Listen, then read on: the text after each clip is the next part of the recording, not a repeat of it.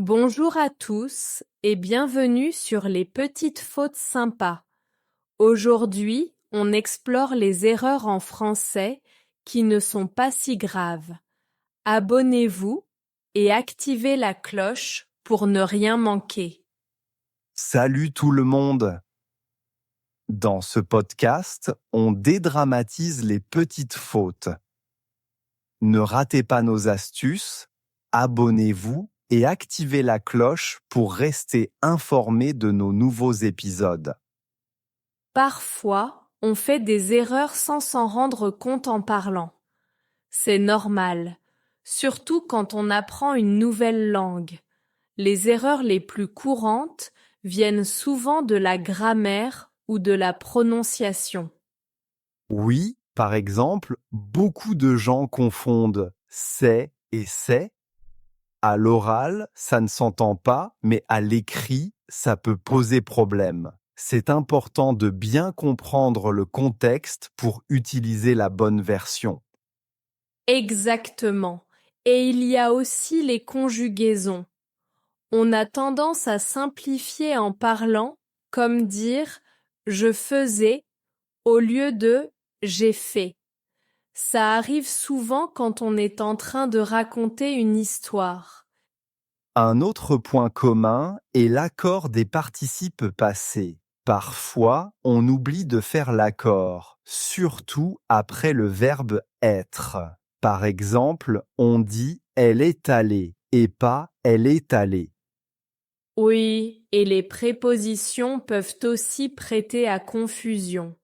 On peut facilement mélanger à et de, surtout dans des expressions comme avoir besoin de ou penser à. Il faut faire attention.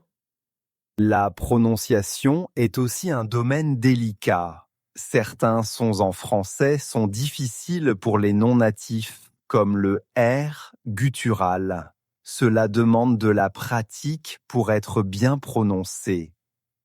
Et parfois, des mots se ressemblent tellement qu'on les confond. Par exemple, amener et emmener. C'est important de savoir que amener implique un mouvement vers quelque part, tandis que emmener signifie accompagner quelqu'un. N'oublions pas les faux amis entre langues. En français, actuellement signifie en ce moment, pas actually comme en anglais. Ces petites erreurs peuvent complètement changer le sens de ce qu'on veut dire. C'est vrai. Il est important aussi de parler lentement et clairement, surtout quand on n'est pas sûr de soi. Ça laisse le temps de réfléchir et d'éviter les erreurs. Pour améliorer son oral, rien de mieux que de pratiquer avec des natifs ou d'écouter des podcasts en français. Avec le temps, on finit par reconnaître et corriger ses erreurs plus facilement. Même si on fait des erreurs à l'oral, les Français arrivent souvent à comprendre le sens général de ce qu'on veut dire. Ils sont habitués aux différentes façons dont les gens parlent le français. Oui, c'est vrai. Par exemple, si un étranger confond et est, les Français devinent souvent le bon mot grâce au contexte.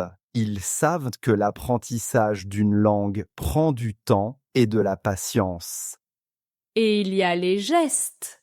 Les Français utilisent beaucoup de gestes pour accompagner leurs paroles. Cela aide à clarifier le message, même si les mots ne sont pas toujours justes. Une grimace ou un sourire peut en dire long. Absolument. Les expressions du visage sont universelles. En plus, les Français sont plutôt indulgents avec les erreurs des étrangers. Ils apprécient l'effort qu'on fait pour parler leur langue et ça crée souvent une connexion. C'est vrai. Et la tonalité de la voix joue aussi un rôle important. Même si les mots ne sont pas parfaits, le ton peut montrer l'intention ou l'émotion derrière ce qu'on dit. c'est un élément crucial de la communication. Un autre aspect, c'est le vocabulaire. Les Français sont souvent exposés à des accents différents à travers les médias, les films ou les voyages. Cela les aide à comprendre même quand les mots ne sont pas prononcés comme ils s'y attendent. Oui, et puis il y a aussi la question de la rapidité. Parfois, parler lentement aide à mieux se faire comprendre. Les Français sont souvent prêts à écouter patiemment, surtout si on leur explique qu'on est en train d'apprendre. Il ne faut pas oublier que les Français aiment discuter et débattre. Ils sont donc souvent curieux de comprendre ce qu'on veut dire, même si c'est dit de manière imparfaite. Cela ouvre la porte à des échanges intéressants. Et finalement, la répétition est importante. Si on n'est pas sûr d'un mot ou d'une phrase, on peut simplement demander « Comment dit-on » ou « Est-ce que vous comprenez ?» Les Français sont souvent contents de clarifier ou d'aider. Tout à fait. L'important, c'est de ne pas avoir peur de faire des erreurs. Chaque conversation est une opportunité d'apprendre et de s'améliorer.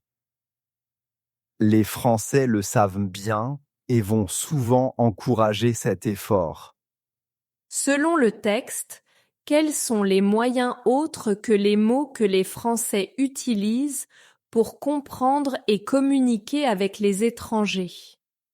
Quand on fait une erreur dans une conversation, est-ce qu'il vaut mieux s'arrêter et corriger ou continuer à parler pour ne pas perdre le fil? C'est une question que beaucoup se posent.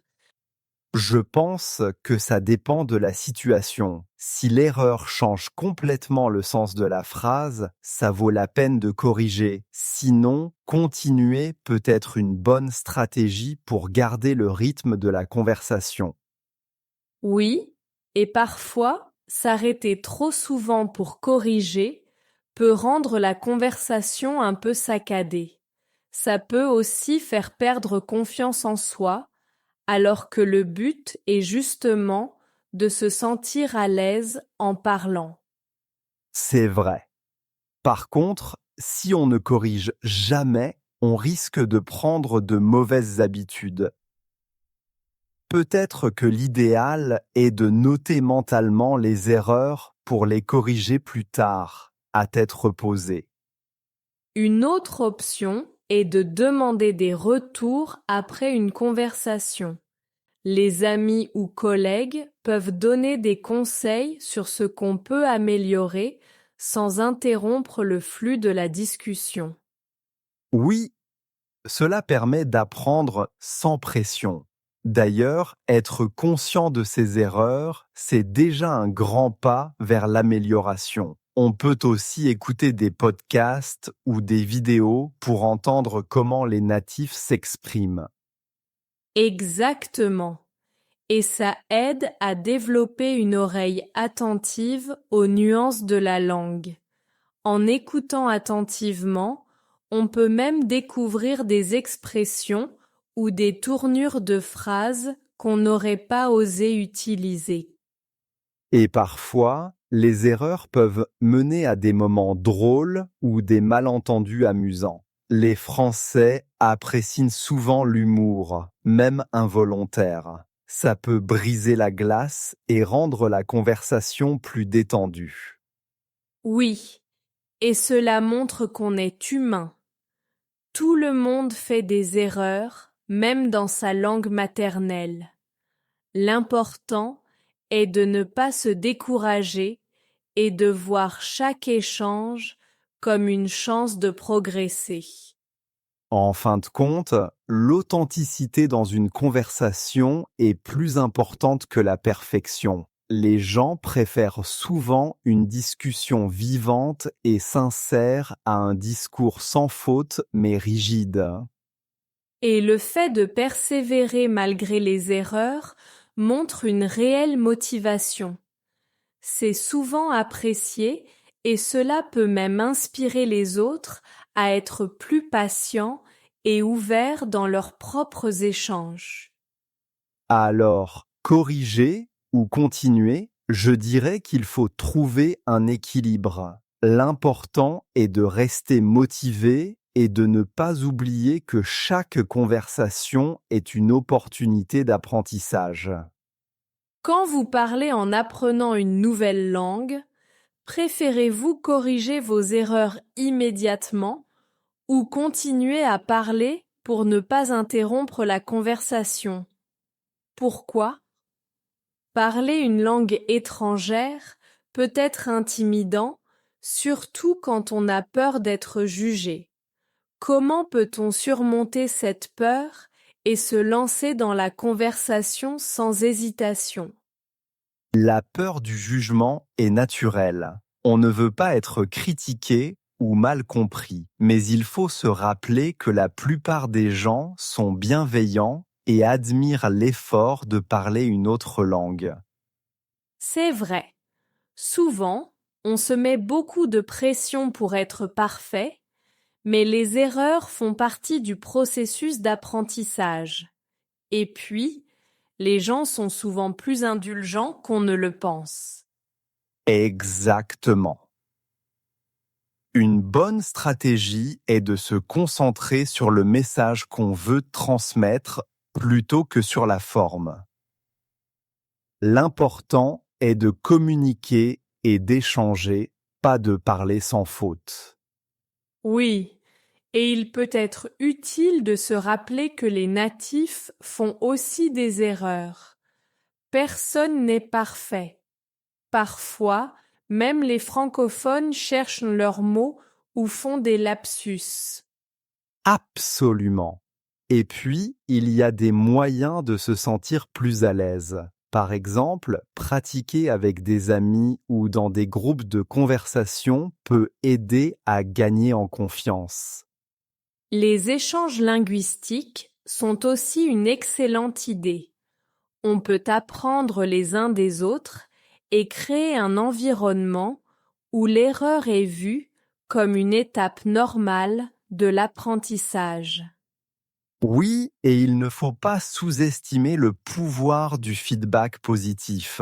Recevoir des encouragements pour ses progrès, même petits, peut vraiment booster la confiance en soi. Je suis d'accord. Aussi, rire de ses erreurs peut aider à dédramatiser. Si on aborde les erreurs avec humour, les autres seront plus enclins à faire de même. Et puis, chaque conversation est une opportunité de s'améliorer. On peut apprendre de chaque échange, même si tout ne se passe pas comme prévu. L'essentiel est de rester positif.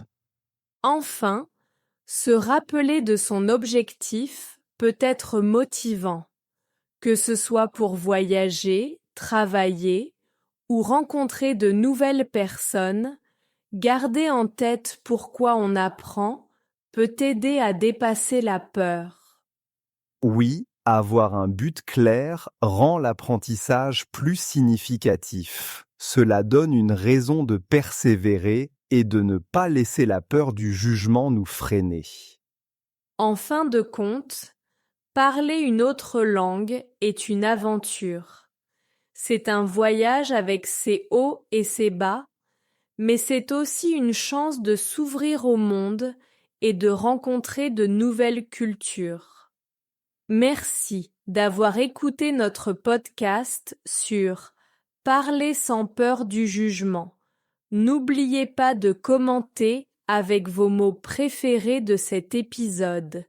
Et surtout, likez, abonnez-vous et activez la cloche pour ne rien rater. Nous espérons que nos conseils vous ont inspiré à parler sans crainte. Partagez vos expériences dans les commentaires, pensez à aimer, vous abonner et activer la cloche pour rester informé de nos prochains épisodes. La saccade. La saccade dans son discours rend la conversation difficile à suivre. Une parole trop saccadée peut casser le rythme d'un échange. La nuance. La nuance permet d'exprimer ses idées avec précision. Sans nuance, un message peut être mal interprété. Le lapsus. Il a fait un lapsus pendant sa présentation.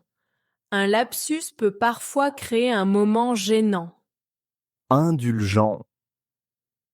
Il est indulgent avec les erreurs des débutants. Un professeur indulgent met les élèves en confiance. Le feedback. Le feedback aide à progresser plus rapidement. Elle apprécie recevoir un feedback clair et constructif.